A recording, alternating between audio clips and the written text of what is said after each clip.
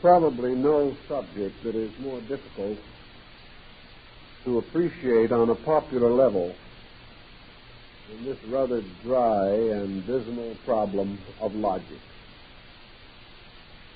Logic is an offense to most people because they much prefer to be illogical. They find logic a very frustrating thing, and the definitions available in dictionaries and standard reference works are either inadequate or utterly confusing. Yet actually, logic can be a very interesting subject if we begin to apply it to ourselves or try to gain some practical insight about the processes of the human mind. If we possess essential facts, there would be little use for either logic or reason. In fact, most of the branches of learning that we know today would be useless if we had a small group of inevitable, eternal facts available to our comprehension. We use the word fact today rather loosely. We use it to define anything which seems to be obviously and undeniably true. And we do have a small number of what might be termed trite facts.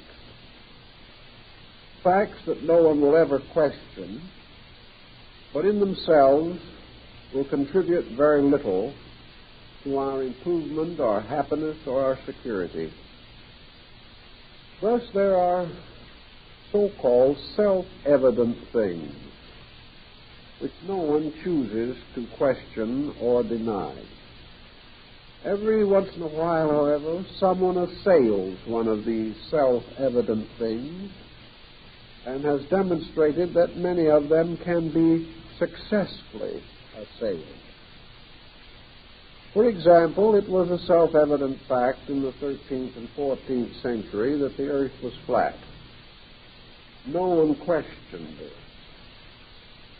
Today, in the 20th century, we know the earth is geographically round and financially flat. But that is a little different from the original thinking. We know that people were burned at the stake, boiled in oil, ridiculed, and persecuted for affirming things that we now call to be facts. This can only have one essential meaning to us, namely that even obvious facts may not be factual. Realizing, as we must in philosophy, that we are dealing with a universe of values, most of these values essentially unknown, we must develop various means of self-orientation. If we cannot know that which is inevitably and eternally true, then we must deal with probabilities. We must deal with those beliefs and convictions and policies and attitudes which seemingly have the greatest amount of integrity and veracity in them. Logic comes to our aid in this particular type of emergency. Logic helps us to escape the tendency to develop what Epictetus calls a falling sickness of the mind. It prevents us from being imposed upon by common or vulgar errors. It prevents us from overlooking the more obvious hazards, difficulties, or inconsistencies in reports and so-called facts. Logic is of two kinds, generally broadly divided between pre-Aristotelian logic and post-Aristotelian logic. Post-Aristotelian logic was a systematic science of logic, built up by a very careful classification of processes and procedures and the perfection of logical instruments by means of which we were able to refine to a certain measure those common processes which we know as common sense. Logic was really formalized to press forward the conclusions of the individual on matters which he commonly regarded as normal, reasonable, probable, likely. Pre-Aristotelian logic was called natural logic, and natural logic is part of the wisdom of the folk. Natural logic is the shrewdness of the old farmer, the almost untutored skill of the village lawyer.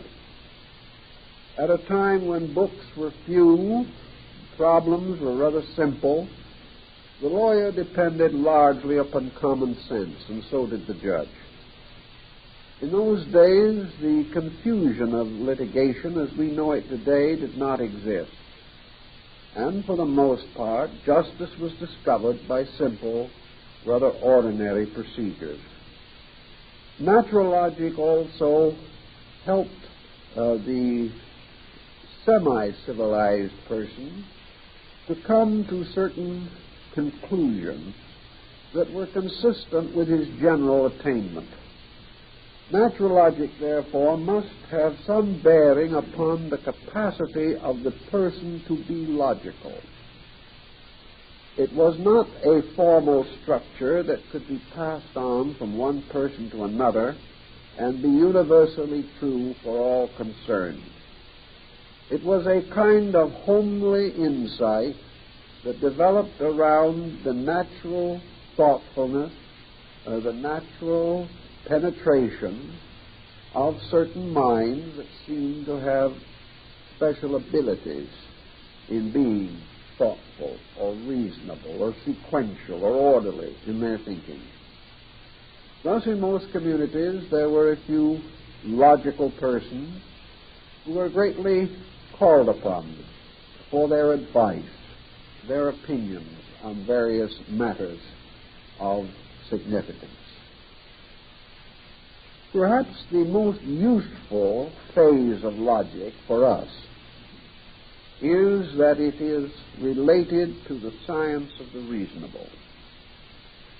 In every contact we have in life, we are challenged to determine within ourselves the reasonableness of situations. We are required to determine the reasonableness of the news that we read in the paper, the reasonableness of the explanations given to us by friends and associates for their various activities. We are expected also to be able to defend in a reasonable manner our own feelings, our own beliefs, our own attitudes on a variety of common issues. The enemy of the reasonable, of course, is not just merely thoughtlessness. It is largely pressure. One of the most common causes of unreasonableness is the desire of the person, we will say, to get something for nothing. This is a common affliction of our race, and never have we suffered from it more than at the present time. Never have we been so gullible. Never have we been so over-influenced by pretension. Never have we lost our common sense in the desperate desire to have things the way we want them to be, regardless of whether the way is reasonable or not. Logic is part of philosophy because it has to depend upon the development of certain philosophical instruments in consciousness. The person, to be logical, must have some framework or background of reasonableness. He must have some foundation in natural law. He must have some comprehension of the probabilities of existence. And having gained a basic knowledge of such principles, he must have the courage to apply them. And he must also have the memory necessary to bring them to attention at the proper time. Perhaps one of the simplest examples of this that we can advance quickly is the problem of Buddhist philosophy. Here we have a very complicated system which has passed through numerous reformations and changes based upon two laws: the law of causality, or cause and effect, and the law of rebirth, or reincarnation. To the Buddhist, these are real fixed points in thought. He builds his entire concept of life around them. Under the law of cause and effect and its manifestation as karma, he has been taught that he is not ever going to get something for nothing. He accepts this. He accepts it not only as a philosophical truth, as an ethical fact, as a moral reality, but as a spiritual inevitable.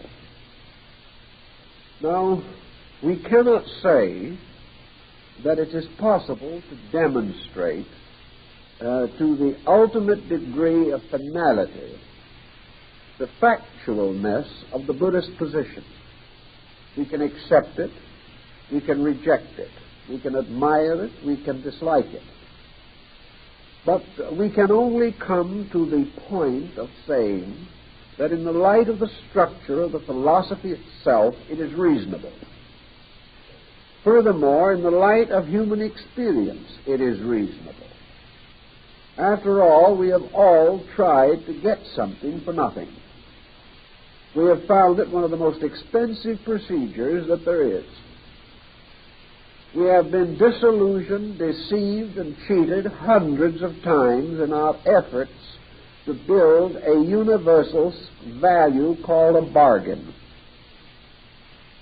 We know in our heart of hearts and our mind of minds that real bargains are extremely rare, and that to discover them at all requires a great deal of judgment. They can occur, but only under the most fortuitous circumstances. Thus, in the Buddhist concept, the individual is not looking for a bargain. If something comes to him a little more easily than might seem to be normally the probability, he begins to call on another one of his laws, or another phase of his law, to express this or to understand it, and that is the law of karma. He decides that perhaps he has earned a little better destiny than he thought, and therefore occasionally something unusually pleasant or agreeable occurs to him. On the general pattern, however, of a universe built upon the law of cause and effect, it is not difficult to build a fairly solid structure of logic. Nor is it so difficult to be logical about the life of the person if we accept the idea of reincarnation. But these are merely two examples, not to press the point, not to affirm that these are the best of all beliefs, but merely to point out that the individual, in order to develop logic, must have certain basic beliefs. He must have certain concepts that are large enough to satisfy him that they are true. And then he must apply to these the various developments of reasoning powers and experiences which occur, fitting that which happens into the pattern of that which he believes to be a reasonable universal plan. If he is able to do this, of course, he is protected against a great deal of imposition. And he is able to be logical in the terms of the basic beliefs that he holds. And this, of course, is more or less as far as logic can go. Logic is a way of proving a certain conviction, but it is not a way of proving that the conviction itself is true. Logic is to unfold a thing according to its premise. If it is consistent with its premise, it is logical. But this does not mean that it must be factual. But today, most people have fairly good premises. They move from reasonably well-developed common attitudes. These premises have been strengthened by education. They have been strengthened by the historical experience of our race, by tradition, by observation, by experimentation, and by what we term authority, which I regard as about the least of all, but it's still there. These foundations are available to us, and we can build logically in harmony with them. Also, we know that for a thing to be logical, there must be a relation between what happens to us and what happens to other people. Now, here is a bad example of logic. It is logical that good should come to us because we deserve it. It is illogical that good should come to others because they do not deserve it.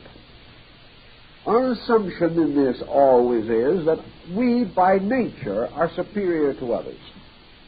That while it is perfectly reasonable and perfectly probable for another individual to be victimized by poor judgment, this is just not possible to us. We have a kind of infallibility in us.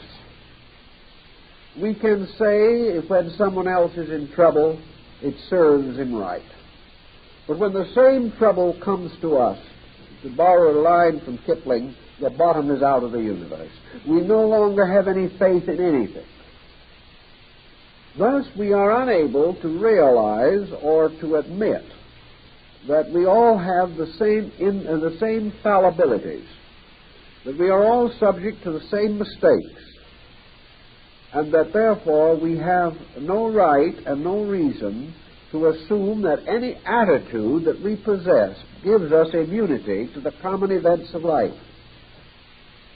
So logic can help us. It can help us to build a universe around certain concepts. And certainly the law of cause and effect is one of these concepts. It is a concept that if we want something, we must earn it. And also that if we want $1, we must earn $1, not 50 cents. It is a concept that what we earn will ultimately come to us.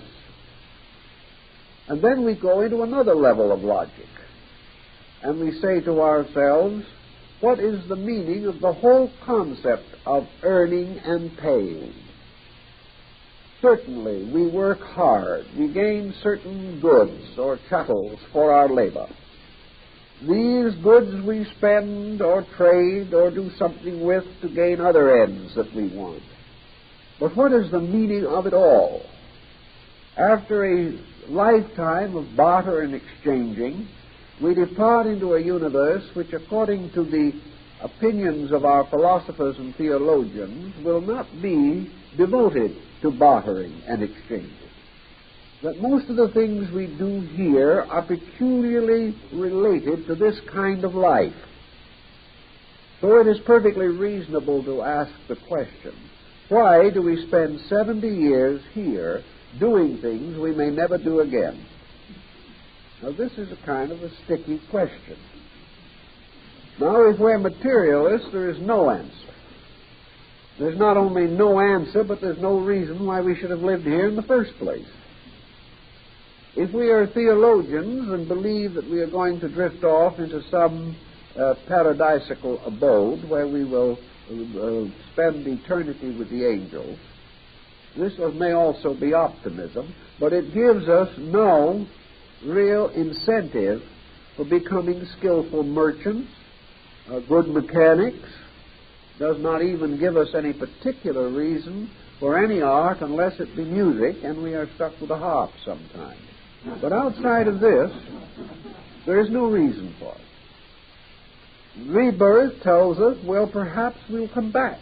and need these skills again. But the question then naturally arises, how many of these skills will be in survival by the time we come back? Will we be working hard to perfect a capitalistic system to find that we return 1,000 years from now and capitalism is extinct? What do we know about these things? So we ask ourselves all kinds of questions. Children ask. We do not know the absolute answer. We hope we have a reasonable answer. But if someone turns around, picks a hole in our answer, and discomfits us because we are unable to demonstrate our point, then we have been deficient in logic in the development of our solution or our approach to the matter. We have to have not only things that are reasonable, but things which can be demonstrated or manifested to the best of our rational ability. So logic is the means by which we put our ideas into neat little packages, label them, and have them available when we need them. Ideas which will influence us and which we can communicate in an articulate manner to others. This is especially a responsibility of parents to children. The answers that they give children must be logical, and they must be reasonable. The child may not be able to distinguish the reasonable elements, but most children can discover the lack of logic, and they will turn right around and ask the inevitably embarrassing question. This type of thing discomforts parents, but what it should point out to the parent is that he never had the answer, and that his own need is as great as that of the child. He has been drifting along without any clear, reasonable explanation for the very problem the child is bringing to attention. And it's very apt to be a key problem, a basic problem, and a very valuable one. So logic inspires the person to make sure that his own answers, his own thinking, his own solution to problems are not only reasonable, but in the lines of consistency are defensible in a world of doubting friends, relatives, and neighbors. The problem of logic means that we must face the logic of other people. They tell us something we disagree with. There is no use in disagreeing. There is no use in shouting. There is no use in sulking. We must have a better answer, or the other person's logic stands, whether we like it or not.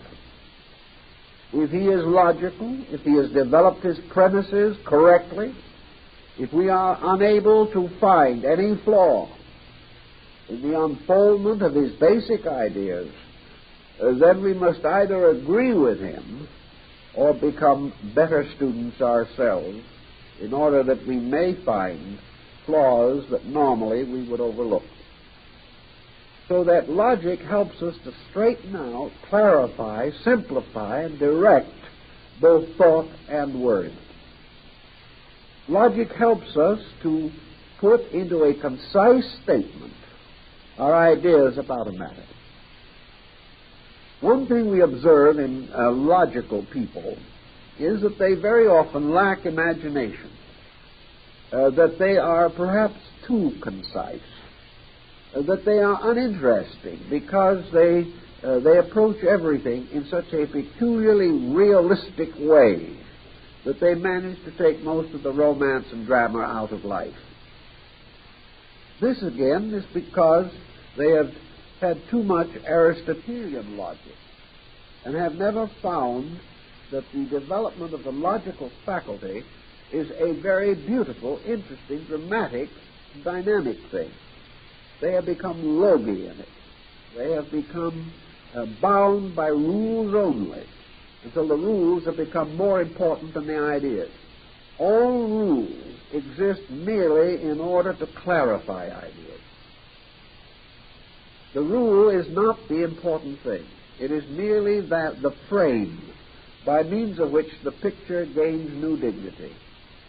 And to substitute the rule for the picture, or the frame for the picture, is to become a pedant, to become this type of mind that was so criticized in the Middle Ages, which we call today the scholastic, and which at an earlier time the Greeks called sophists, meaning today in our thinking those pedants whose knowledge was more apparent than real. Logic in our daily working with problems can always gain some help by the generalization of particular ideas.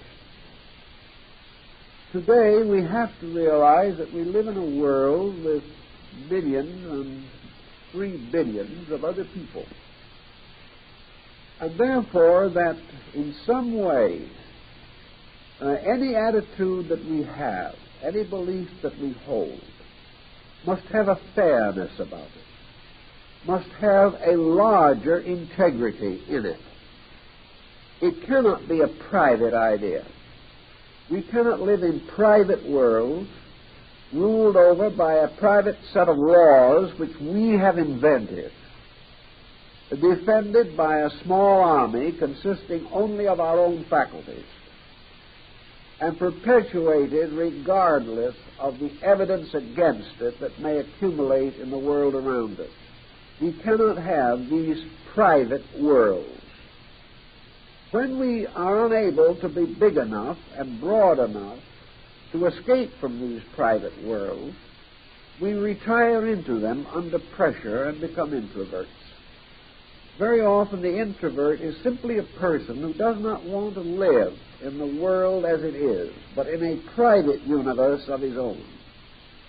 Now, if he stays there, refuses to come out, he may remain in this private universe for his entire lifetime.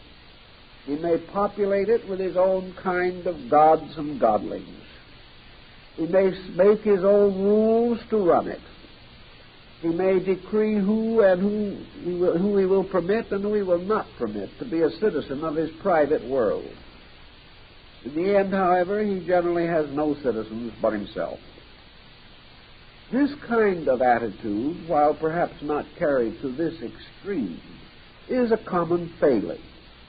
We like to feel a certain power to interpret things as we want to. This is all right up to a certain point. Beyond that, it is a form of self-hypnosis or self-over-suggestion in which we gradually force a dignity upon our opinions which they do not really deserve. So we have to say to ourselves when we take attitudes, what would happen if these attitudes became general? Immanuel Kant, in his categorical imperative, gives us a good example of this policy. He tries to place a criterion upon man's concepts and precepts. He says, for example, that the final test of everything is that a belief of ours, fully matured and developed and unfolded according to all of its potential, if the code by which we live, the production of our own thinking and feeling, if this code became universal and all men had to live under this exact code, would there be universal justice? If there isn't, then our own code is wrong. In other words, if our code is not a code that we could live under, if it was administered by another person rather than ourselves, then things are not good with us. If we cannot create a way of life which is fair to all men, it is not fair to us. And it may be an expedient thing which we cannot immediately change, but it is not an ultimate, nor is it something greatly to be desired. We must always attempt the universalization of our attitude to see whether we would like to live under such a system. This is almost another statement of the Golden Rule. which occurs in over 40 religions and philosophies. It is simply a statement of the idea that would we really want others to do to us what we are moved to do to them? If we feel like taking advantage of them, would we be just as happy if they took advantage of us in the same way? If we would not, then we shouldn't start it, because the law of cause and effect will move in. So logic finally helps us to live in such a way that we can be happy under the law of cause and effect. It teaches us to sow wisely in order that we may reap happily. It tells us to plant what we expect to harvest, and that we will not have a harvest contrary to the planting.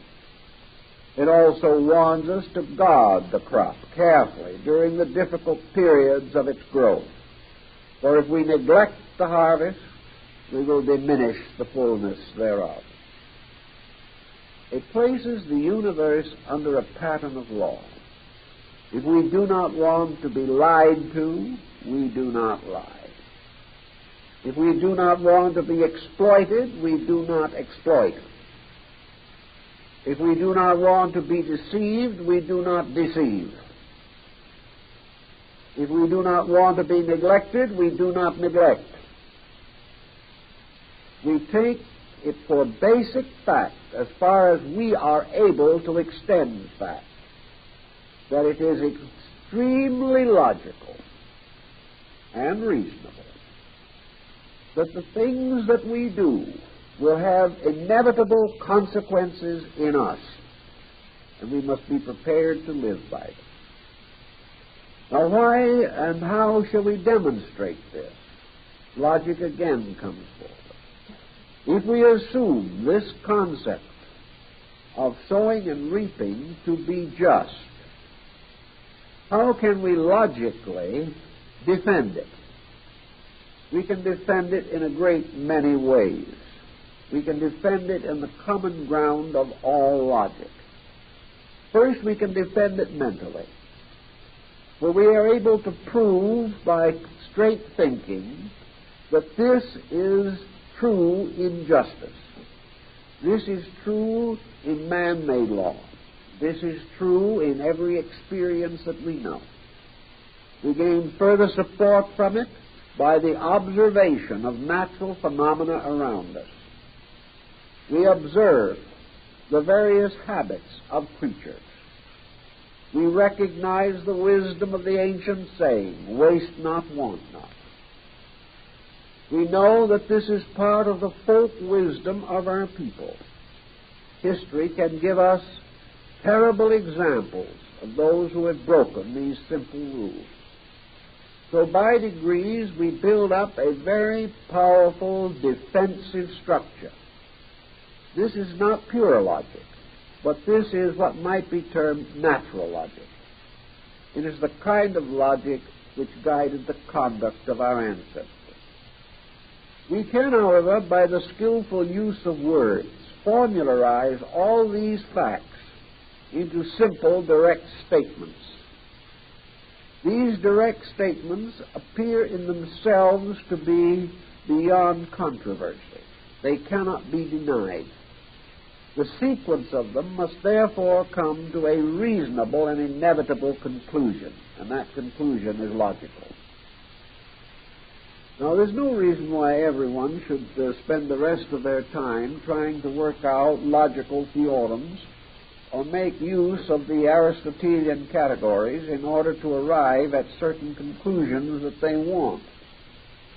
The problem is largely the preservation in modern man of natural logic, the simple homespun variety, the kind that is the wisdom of the young which will confound the old on many occasions.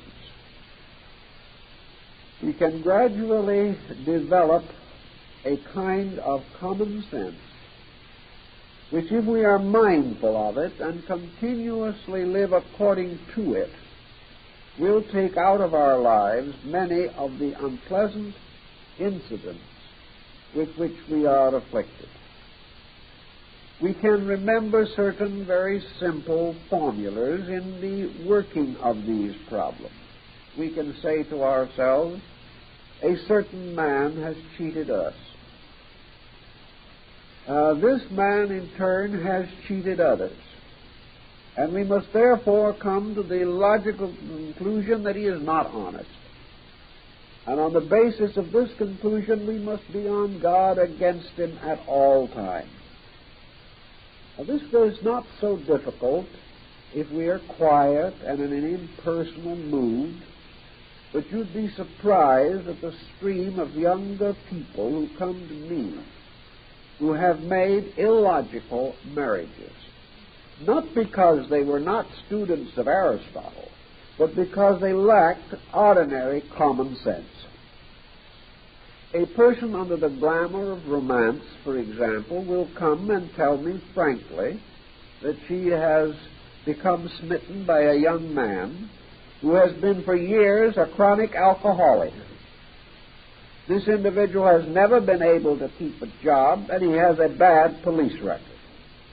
But she feels that in spite of all this, he is a good man, basically, and that she is going to be able to reform him in 10 easy lessons.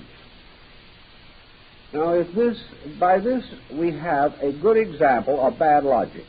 She is not going to accomplish such a thing. The testimonies are against her. The testimonies indicate that in her emotional attachment, she has lost sight of nearly all of the essential facts. Another individual comes to me with a business problem. He has a man with whom he is closely associated in business.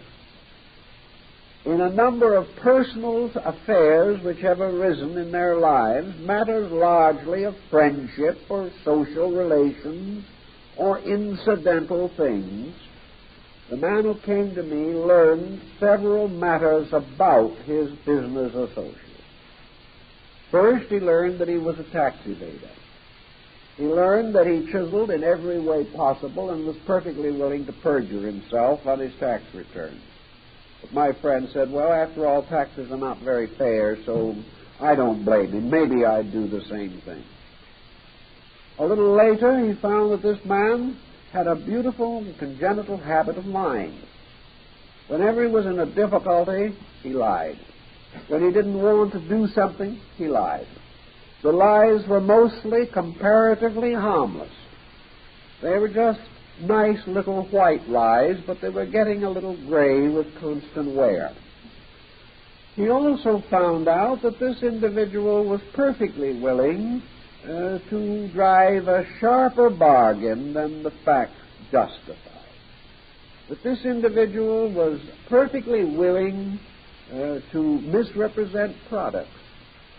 He was perfectly willing to promise delivery of goods that he could not deliver, not because he wasn't supported and backed by the firms with whom he dealt, but he knew they were slow of delivery.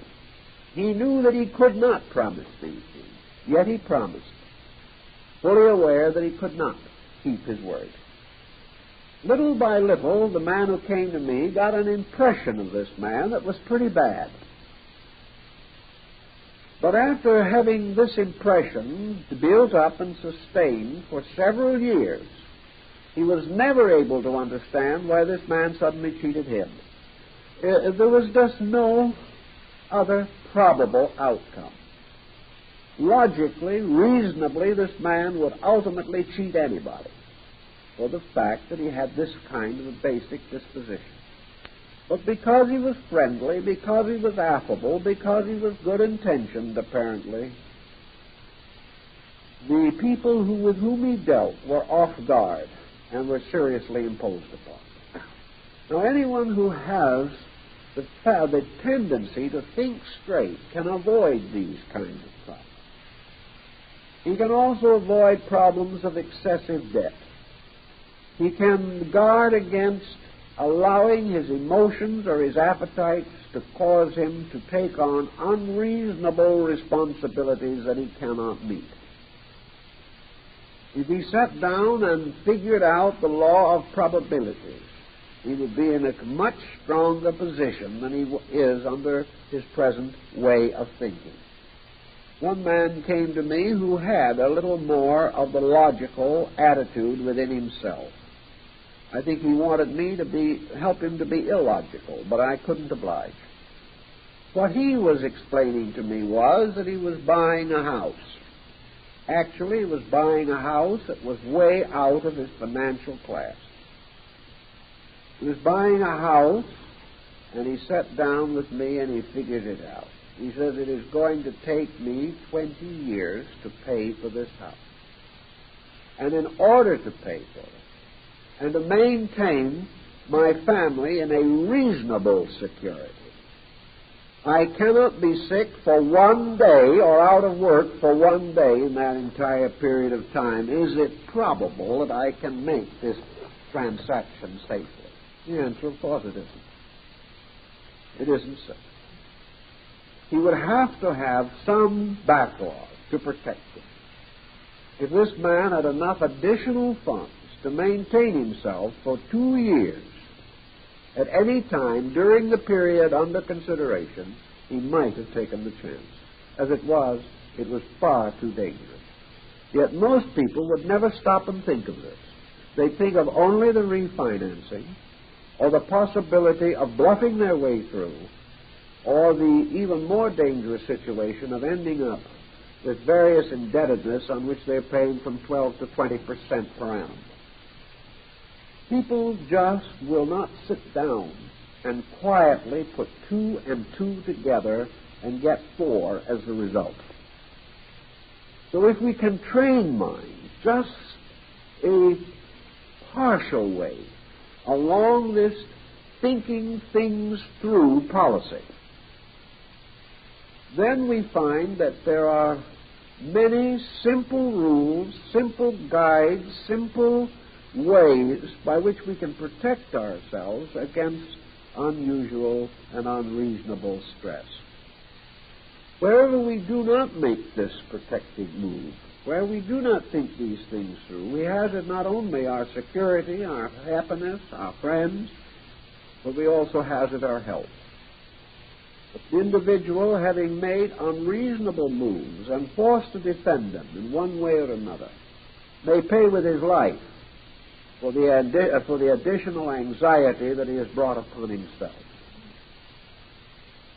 So the philosophical pattern here, the great value of philosophy, is that it shall cause prudence, that it will not restrict the person in the reasonable fulfillment of reasonable desires, but will prevent him from taking on unreasonable futures which he may not be able to meet. This philosophical pattern will prevent him from mortgaging years that are not yet his.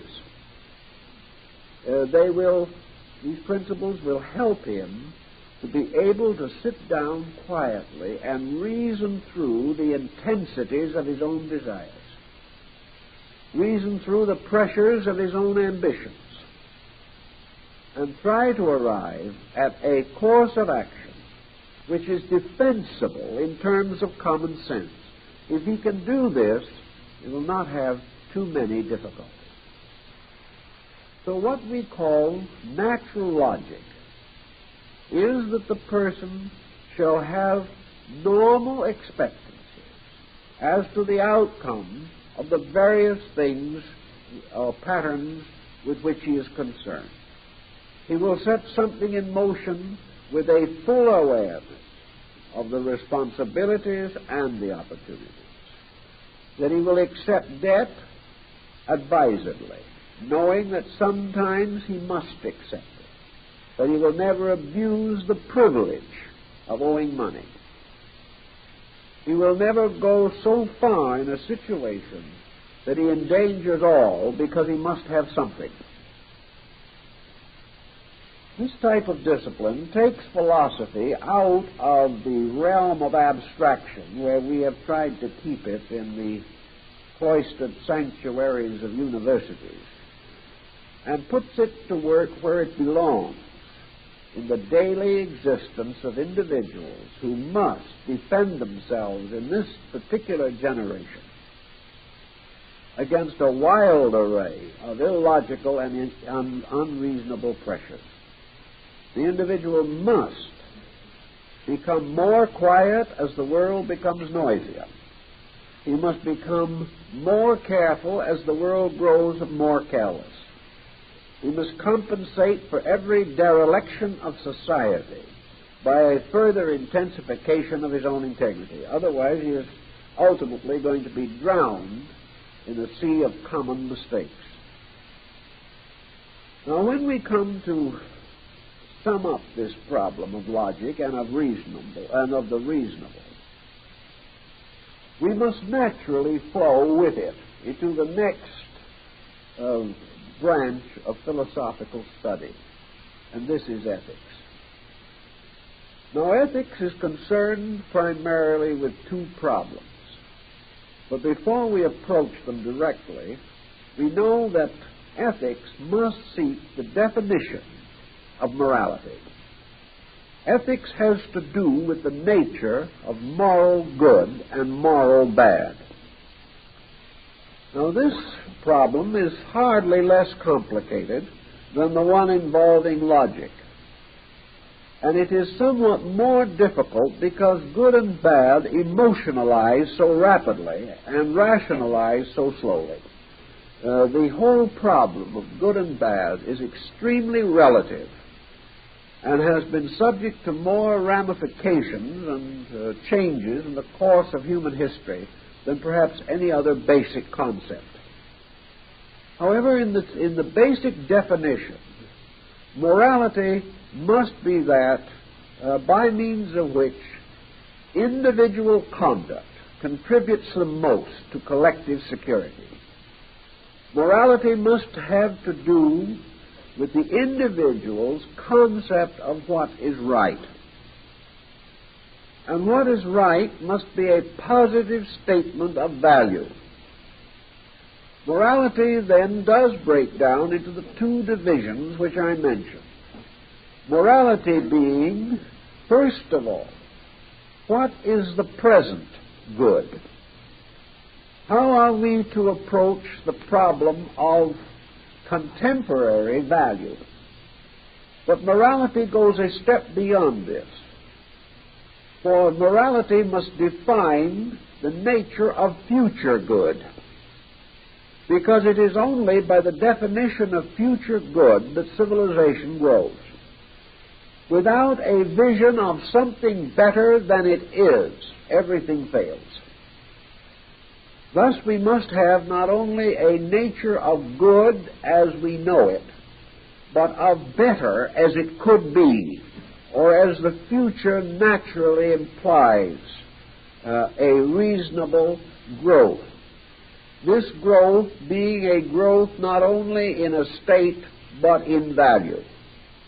So we can say that ethics has to do with the basic problem of value. It has to do with decision as to that which is most necessary and the greater good. And it therefore is the type of decision which may cause the patriot to sacrifice his life for his principle. It may cause the parent to sacrifice more slowly the years of life for the protection of the child. It may be the conviction which causes the person to depart from worldliness, dedicate himself to some missionary endeavor, and bury his life in some jungle or swamp. These are values. Values which we find expressed on every level of human activity. So we now consider first the problem of ethics as an effort to determine the nature of morality. Now, today we think of morality almost entirely on the emotional level of physical human relationships. This is not according to philosophy. Morality, according to philosophy, is actually motivation. Morality is the reason behind conduct. And whatever we do, are we motivated by the principal powers or values that we associate with ethics? Are we motivated by integrity? Are we motivated by virtue? Are we motivated by the fact that what we plan to do is necessary, useful, proper, and therefore generally commendable?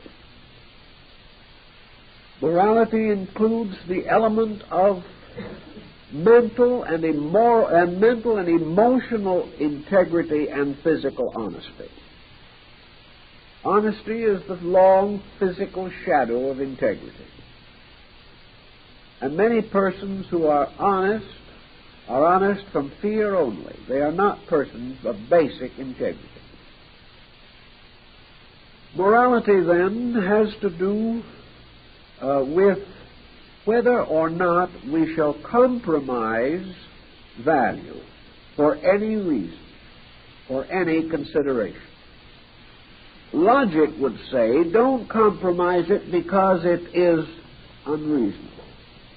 Ethics would say, do not compromise because compromise is not good. We move now from the standard of the reasonable and the practical to the standard which is largely dominated by the function of the human conscience. Good becomes to the individual his standard of action. If his standard of action is too low, then it is obvious through his conduct because he is not good. So each person has to determine in his own way a standard of morality. And it will involve a large number of different activities. One of the most common decisions he has to make is the degree to which he will compromise integrity to utility. This is the great question of today. It is a question that is faced in every field of human activity. It is faced by everyone seeking employment. It is faced by nearly everyone who has a job. It is a decision that comes frequently into the home. It has much to do with the fact we have or do not have friends. And it may have a great deal to do with the bank balance. These problems are problems of ethics, and they are problems which involve primarily the degree to which we are willing to sacrifice advantage to the maintenance of principle. Well, this question is open to very large debate. The general tendency of people today is to give it less and less attention. And a person will consider himself as reasonably virtuous if he is as honest as conditions permit. And of course, with conditions permitting less and less, he is not gaining very much in moral stature with the passing of time. Now, each person has the decision to make. And the problem of the ethical life of the individual is summed up in philosophy in a very simple manner. And yet this simple manner is far greater instrument than we realize. Namely, that each individual must live in a way in which he can live with himself without stress. This does not mean that all persons are going to be able to make all ethical adjustments immediately. To the average person, the problem of ethics and the problem of morality both are related to a relationship between the individual and his own life. For example, a person belonging to a religious group may be instructed by this group, as some are, that it is a moral sin to turn on a television, a radio.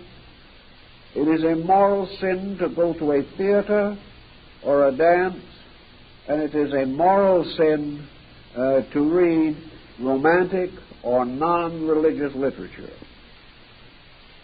That puts the lid down pretty tight on this person. So his problem then is, how does he feel about it?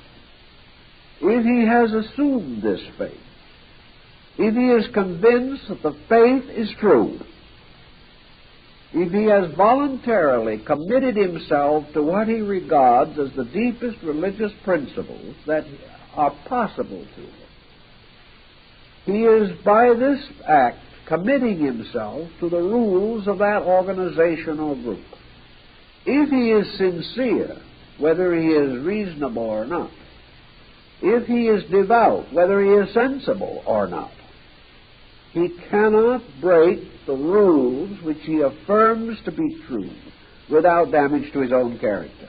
This is the inevitable product of the conflict in ethical standards. It means, therefore, that anything of a moral nature which offends the individual is going to damage him.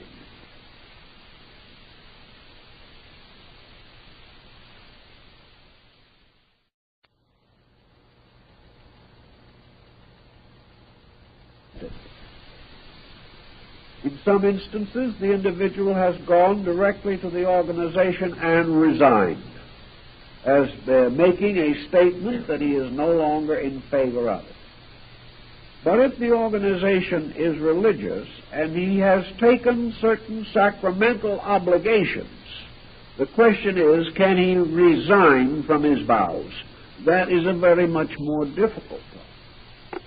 It is done. It has been done frequently. But what is the result upon the person? Is this individual damaging himself? Is his emancipation of such a nature that he is able to realize that he was mistaken in his previous allegiance? Is he able to sense that perhaps he is breaking an obligation which was taken in terms of a belief that is not true? Even presuming this to be so, can he break an obligation that he has taken to himself? This is a strong moral problem. There is no trite answer, because the individual has to live with himself, and out of the mystery of his own conscience must come finally that which he can do and that which he cannot do. Now, in addition to the private opinion or the private conviction of the individual, the world has built up gradually a collective pattern of ethics. This collective pattern has been contributed to by nearly all of the surviving civilizations and many that have not survived. The great descent of man's concept of morality and ethics constitutes one of the most powerful of our psychological heritages. We have gradually built most of our morality around Scripture, most of our ethics around philosophy. Yet in this phase of the problem, they are essentially identical. The only difference being that while our ethical assumptions or our ethical convictions may be defended by a certain reasonableness, either logic or other instrument of philosophy, our moral or religious allegiances can be defended by faith only, or by the mysterious factor of intense realization or intuition or inspirational guidance. Therefore, morality rapidly moves toward the metaphysical, whereas ethics remains very largely in the realm of physics, a kind of metaphysical physics, but in a more material sense. Morality, therefore, can be traditional, and it can be highly personal. But we do have certain standards. And civilized nations must live within the general patterns of these standards. And where the individual diverges too far from the morality and ethics of his time, he is subject to censure. This censure may take many forms, but it nearly always results in some misfortune, some difficulty or unpleasantness, which the offender must accept, and which may gradually work a hardship upon him. Within any structure of ethics, however, we also must continue to recognize the unethical person. We realize that any traditional form can come in violation with individual attitudes, and that therefore what we call crime, which is the violation of the laws of men, or sin, which is theologically a violation of the laws of God, that both of these exist and have existed from the dawn of time, and that actually in matters of both crime and sin there has been comparatively little progress. There has been a certain refinement, but these two values have not been advanced as rapidly as our skills or attitudes on other subjects. So that today, as far as our moral and ethical lives are concerned, we are making precisely the same mistakes as our most remote ancestors. The only difference being that we are making them in a rather more sophisticated manner. Perhaps this in itself is an indication of lost ground, because it is assumed that increasing intelligence should have given us greater control of our own conduct. Morality, then, as a practical subject, has to do with the individual gaining emotional control over conduct. Ethics with his gaining mental control over attitudes.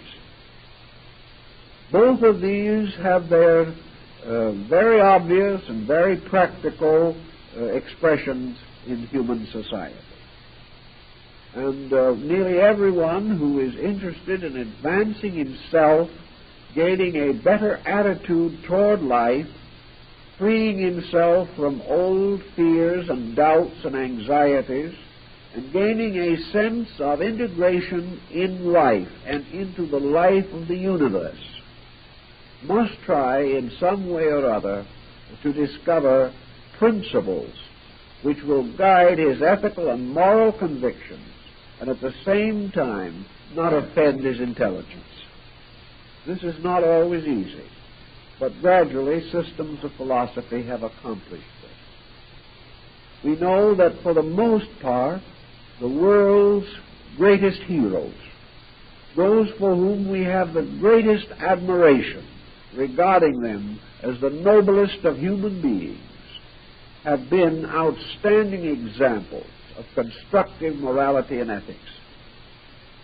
We know also that great systems of religion are in relative agreement as to what constitutes morality. Great systems of philosophy are in relative agreement as to what constitutes ethics. And even on the material plane of life, where ethics is most apt to be violated, the ethical structure of society holds ethics to be desirable, to be necessary, to be proper, and regrets the loss of ethical integrity, even though it does not support that integrity. So each person does have a reference frame, and this reference frame must be in terms of time and place. And the reference frame makes available to him the best ethics that the world has known. It makes available to him the highest concepts of morality which man has achieved. And it presents these truths, or these realities, or these concepts in the most persuasive and reasonable way, pointing out the proven dangers of transgressing these standards. The simplest attitude that we know of, perhaps, in ethics, is found in the recommendation or admonition of Jesus as to what constitutes the law and the prophets, namely that we shall love God and live honestly with our fellow men. This constitutes what might be termed natural morality and ethics. If we love a spiritual principle, we are again reminded of the words, "If you love me, keep my commandments." To love God is to live according to our conviction of what God requires. To claim to love, and at the same time to go contrary to this claim, is not only to subject us to inconsistency, it is going to subject us to conflict within ourselves, causing sickness. I believe we will demonstrate in the ages that lie ahead, somewhere along the line, that a very large part of sickness, for which we now give innumerable possible causes, actually arise. These various types of sickness arise in man's inner conflict between his conviction and his conduct. If this could be completely cleared out within himself, it is quite likely that he would live longer and live more happily, have more energy and better health, inasmuch as all of his resources are involved in the subtle condemnation of himself, which he practices whether he admits it or not. And under pressure, nearly always, the lack of ethics, the lack of morality, will bring further hazards, which cause again further concern, until the individual collapses in the responsibilities of his own mistakes. So we think of ethics and morality not only as virtues of the spirit and of the mind, but necessary guides of conduct and action if we wish to have the maximum value out of the physical life that we live. So we can say now that morality for the individual is based upon a series of attitudes or a series of concepts which are developed rather broadly and deeply in Neoplatonism. Certain values have a common nature in the universe. The various manifestations of universal law give different expressions to an identical group of values. These values interpreting themselves in many, many ways. For example, one of the ways in which things which are reasonable manifest themselves may be termed orderly. A thing is orderly, in which the parts of itself are in proper relationships to each other. A thing is in order when there is no longer any disorder in it. And this lack of disorder actually means that there is no conflict in it, no disagreement in it, no asymmetry within the structure of that thing. So that which is termed orderly may also be termed reasonable. Because when we achieve an orderly state of the mind, we are reasonable. When we achieve a reasonable state of the virtues, we are moral. When we achieve a moral state in relation to certain specialized fields, such as, for example, the arts, we discover that morality and virtue suddenly manifest as beauty. Beauty is only another name for this same orderliness that we started out with. Beauty is everything in its proper relationship to everything else. Now, we may say that standards of beauty differ with various peoples. But this is true almost exclusively because of familiarity. We give a certain acceptance to things familiar.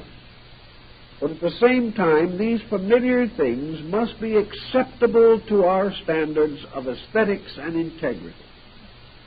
So virtue, beauty, goodness, love, faith, hope, all of these different terms more or less represent the manifestations of one principle in various areas of activity.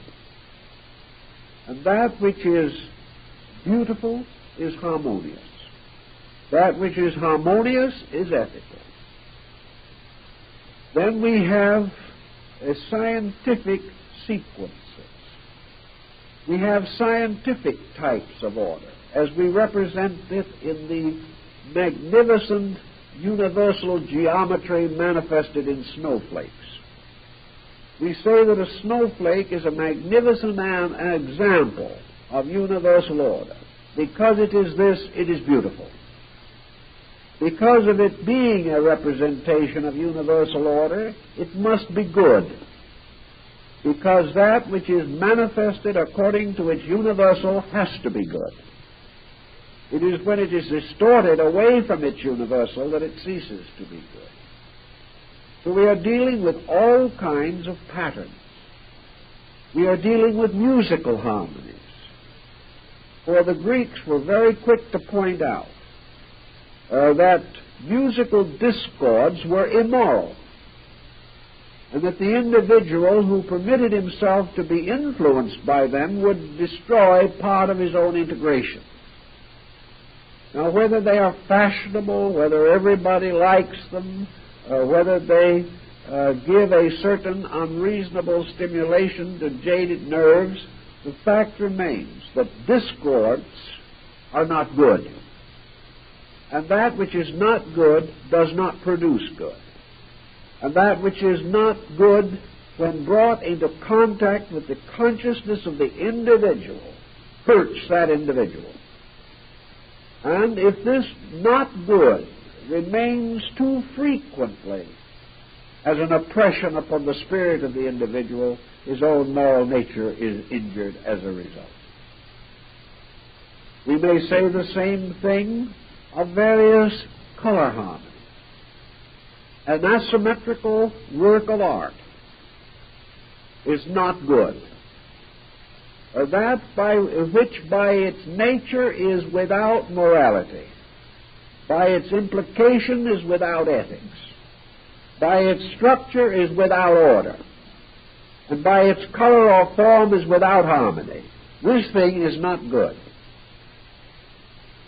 Now we have no longer the Pythagorean attitude that inanimate things can influence us.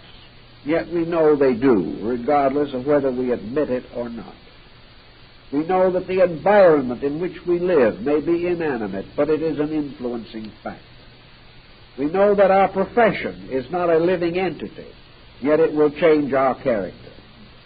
And we must also always point out that we can be and are constantly under the pressure of various abnormal situations.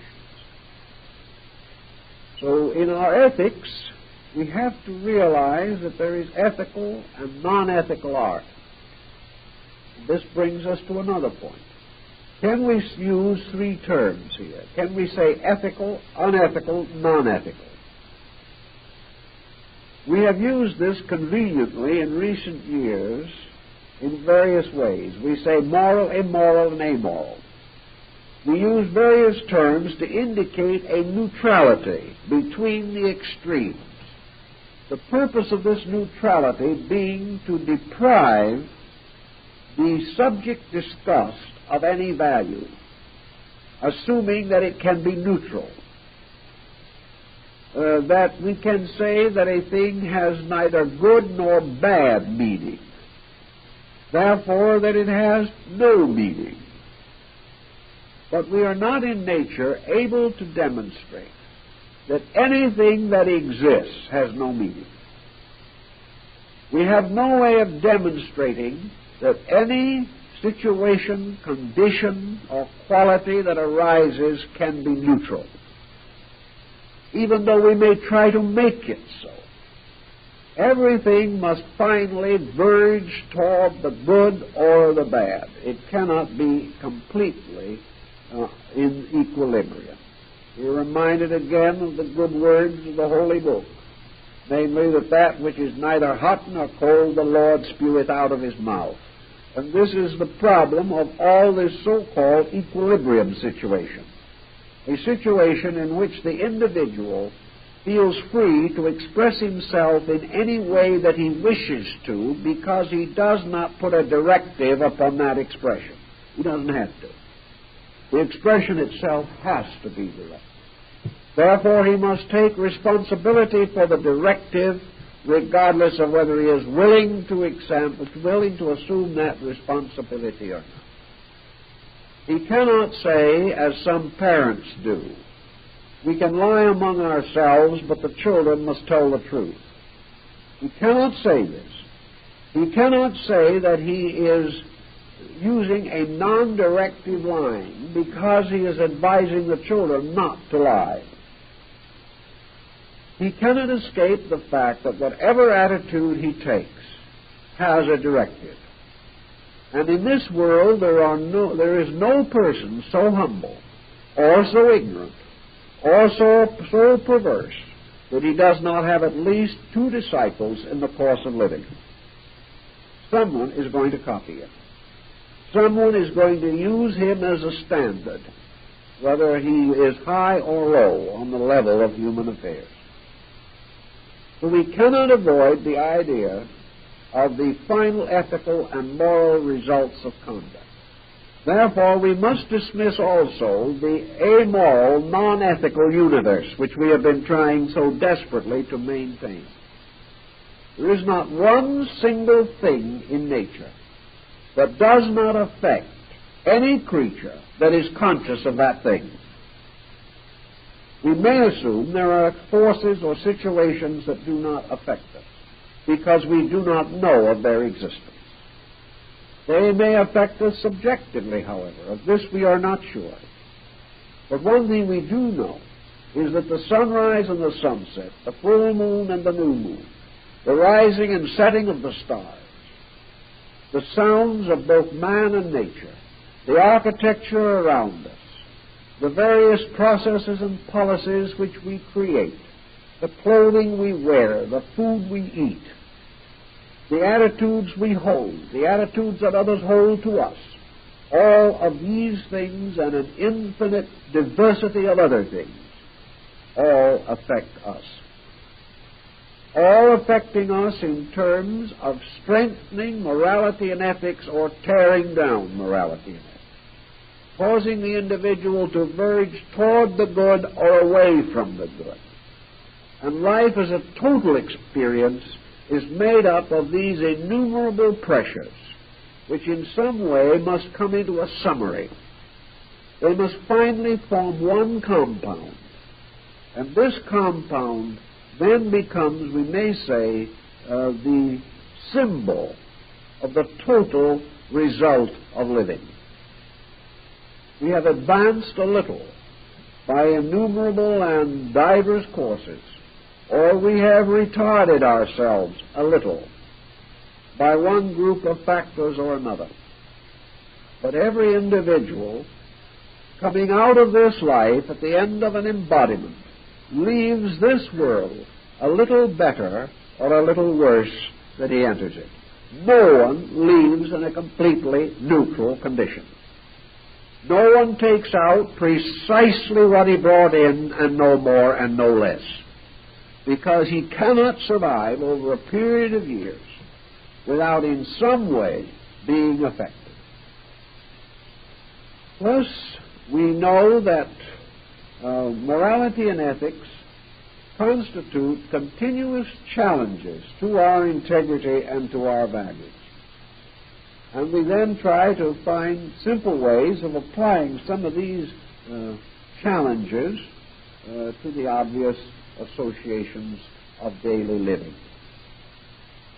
The individual, as Plotinus points out in his essay on the beautiful, requires various types of nutrition to support his life.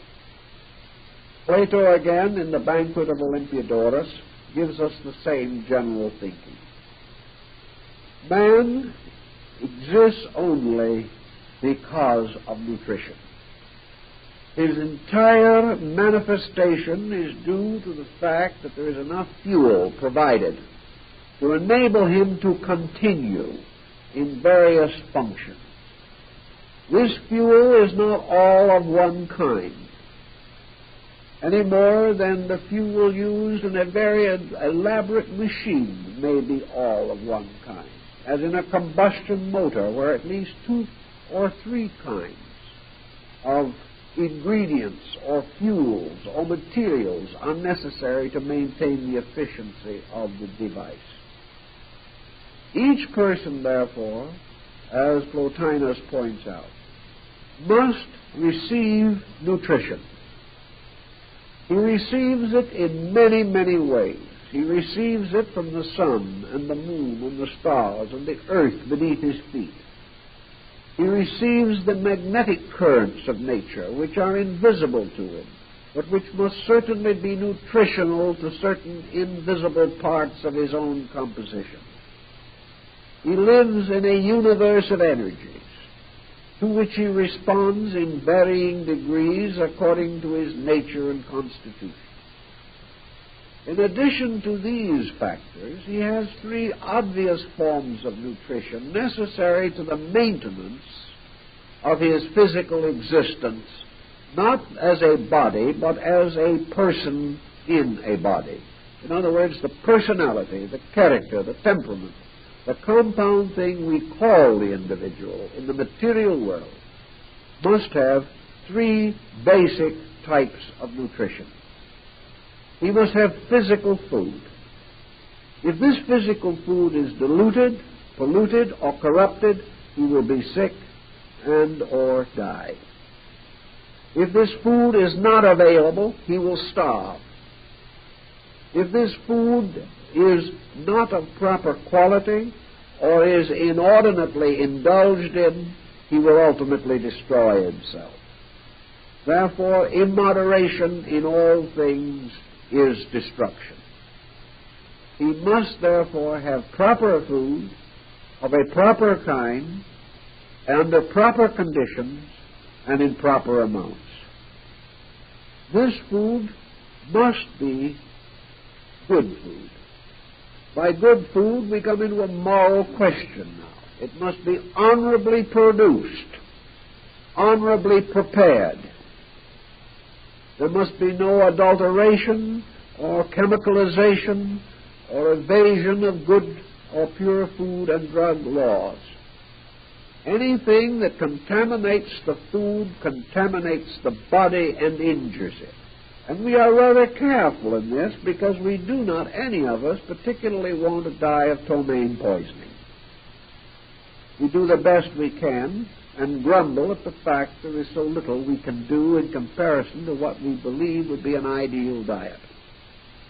The second thing that we have to have, as Plotinus tells us, is nutrition for other parts of the life. What food is to the body, beauty is to the psychic integration.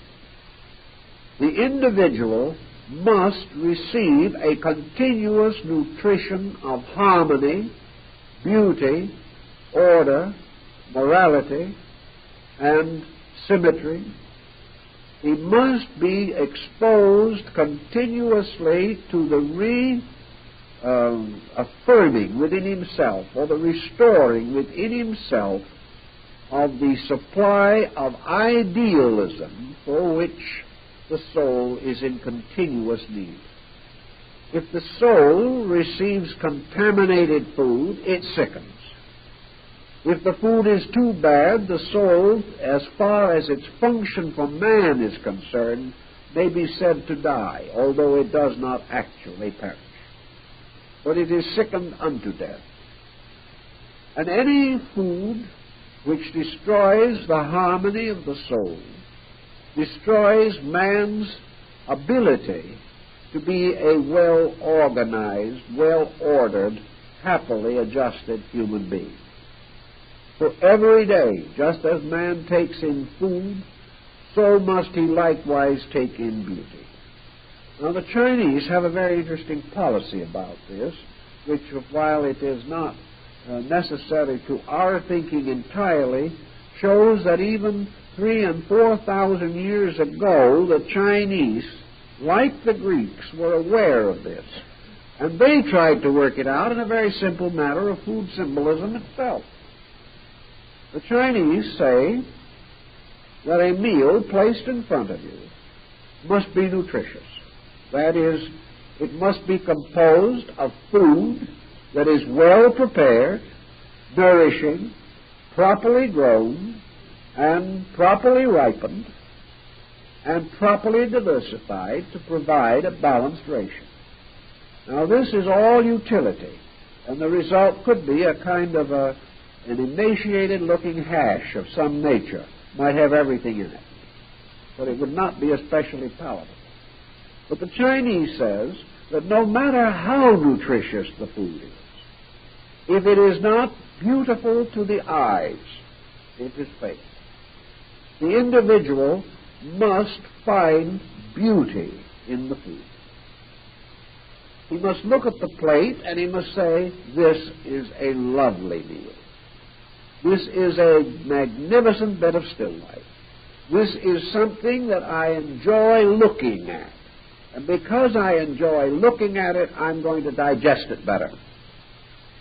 The third thing he says, I am now going to take a bite of this food. My sense of taste must be pleased. The food I eat must be an adventure of some nature that is delightful. The food must have quality. It must have texture. Some of it must be crisp. Some of it must be soft. Some of it must be smooth. Some might require a certain amount of condiment. Others, we want only the natural flavor without anything added. Flavor must be protected. To the Chinese, the most dismal thing in the whole world is overcooked food, cooked into a stew in which there is nothing left. The next thing that the Chinese like in connection with it is that it must smell good. It must be attractive to the sense perceptions. And they even go so far as to have all kinds of food products that sound good. You can hear the crisp and the crackle and the snapple of these foods and all these things. The Chinese says that when your five senses are equally pleased, the meal is well prepared, the food is nutritious, the environment is good, that there is no greater way of ensuring health, and that there is no way in which an individual can dig his grave more definitely and more distinctly than by shoveling in a mass of material which neither pleases him nor delights his soul, and for all he knows may not even nourish his body. So the Chinese tries to get at it all in the meal. But he does add conversation. He does add a pleasant atmosphere. He does point out that the service is good. It helps to make this whole thing an experience of the soul, which is fulfilling of artistry and all these things. Now, this can be done very simply. It doesn't have to be as elaborate as the Chinese thing. But the Chinese is right when he says, you must plan it, you must eat it thoughtfully, you must enjoy it, it must be important, or ultimately it will do you no good. In the Greek theory, after you got to the point of beauty, where every day the soul must be fed with art, with good music, with literature, with kindly associations with nature, a few moments in the garden, a view out over the ocean, to look at a beautiful picture, to read a beautiful poem, to meditate upon some kindly and learned work, or to find some great grace and beauty in the words of the saint and the sage and the Savior. These are the experiences of every day. If we do not have them, something dries up in us. Something becomes deformed, distorted, until we are no longer beautiful people. And then, as the Greeks pointed out, the mind must also be fed. To feed the mind with prejudice is like feeding the body with tainted food. It is going to sicken the mind. To feed the mind gossip is like feeding it food which has no nutritional value. Nothing is going to come out of it, only waste and residue that is of no value. To feed the mind a superficial thing is to try to live in the kind of a world in which we would feed the body nothing but French pastry and hope it would survive. There has to be solid mental food, food of thought, food of reflection, food that comes from the rational consideration of the values and problems of life, the food of philosophy, the food of science, the food of education. These things have to be provided. And if the personality with its three major parts is not so sustained by a balanced nutrition, it becomes sick. And Socrates points out that the first sickness that the soul exhibits is the deterioration of its morality and ethics. Just as surely as the body begins to function badly if its nutrition is in some way destroyed or perverted, so man, deprived of the total diet necessary to his integrity, is injured first in the most subtle parts of himself. The body may go on because he may be stuffing it with enough calories to hold it up, or he may be taking enough supplementary vitamins to get by on. But you can't do this. You can feed the emotion sophistications, which might seem like vitamins. You can feed the mind systems of brittle thinking, which might seem to be stimulants.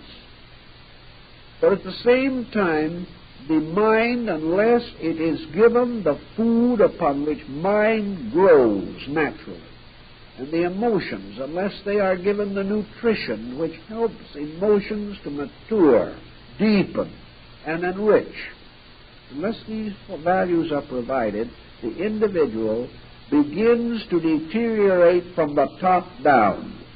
He deteriorates first in the compromising of his ethics. He deteriorates in his indifference to learning. This gradually results in antisocial attitudes of all kinds, the loss of respect for himself and for others, and the gradual development of an excessive criticism that is not controllable. If his aesthetics or his moral life is not enriched, it is impoverished. And the individual who has a rich, deep understanding of harmony will not do things which are discordant, asymmetrical, or emotionally wrong. But where he has no education, no culture, no insight into value, he has no basis for the recognition of true value in beauty, in friendship, in love, or in any other subtle emotional relationship which must depend upon the intuitive power of the emotions to recognize the beautiful and the good. If he has this inner nutrition, he will not become a delinquent. But if this nutrition is lacking within himself, he will. Confucius gives us this formula so wonderfully. He points out that everyone says to young people or to older people, be good, do what is right, this you must do, this you must not do. And the scriptures of the world are burdened with thou shalt nots from the beginning to the end. But this is not the answer. It is like telling the child not to eat what it wants. The answer does not lie in this building of high banks and barriers against conduct. The decision, the real solution lies in building within the individual a total concept of integrity. So Confucius said, if you want a man to be honest in his dealings, teach him music. It will change him inside himself. If you want him to be a good husband, teach him poetry. If you want him to be a kindly father, teach him philosophy. If you want him to be a good workman, give him religious insight. Don't go after the detail that you want him to do, but make him a totally bigger person inside. And if you do this, he will be a totally better person on the outside. You cannot prevent this modification of his own life.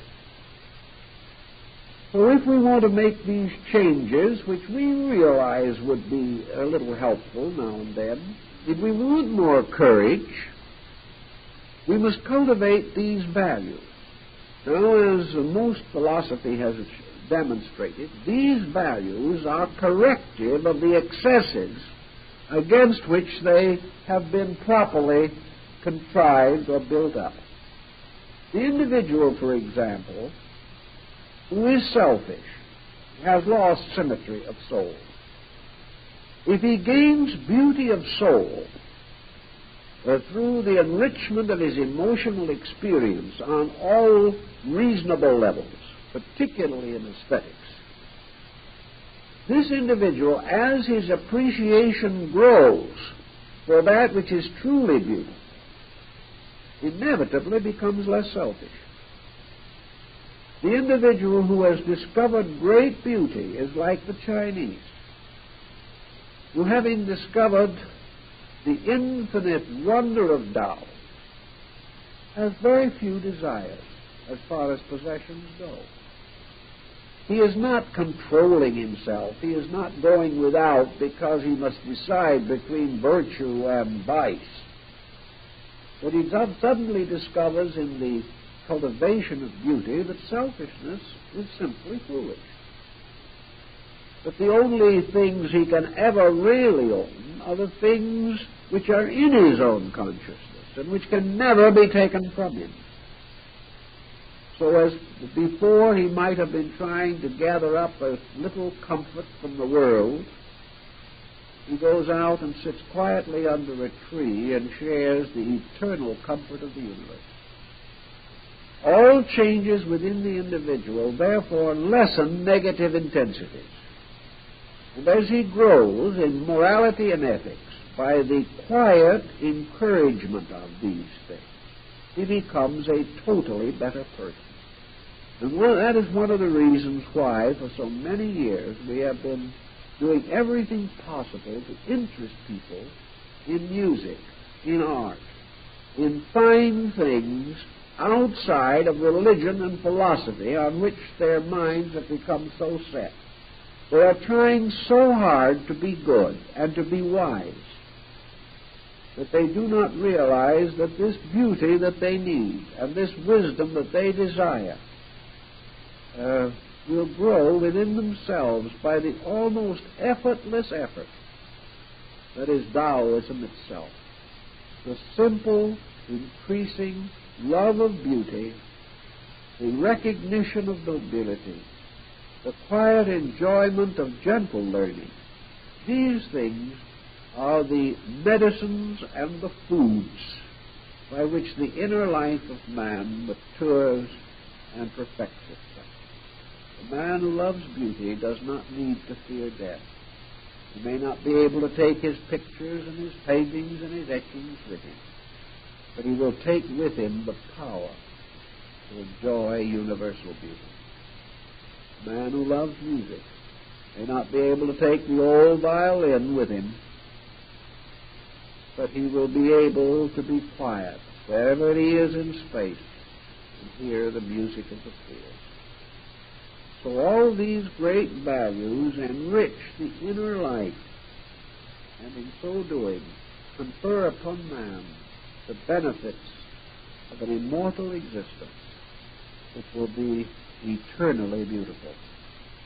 In this thinking and in this way, we can get around, behind, and under the more formal structure of logic and ethics and come to the realization of this important reality of the natural ethics, the natural logic, through the simple acceptance of which we grow as we were intended to grow.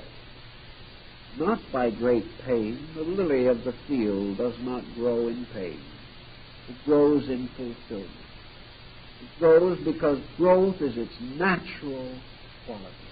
Man has this same natural quality. And it is true, as the king of Israel said, looking upon the lily, that Solomon in all his glory is not arrayed like one of these. Actually, the growth of things protects these things. They do not suffer till they pause in their own growth. They do not come into pain until they resist beauty, resist truth, and resist wisdom. And when we understand that, we will have a solid ground for a great constructive approach to ethical and logical philosophy. Well, our time is up, so we'll see you next week.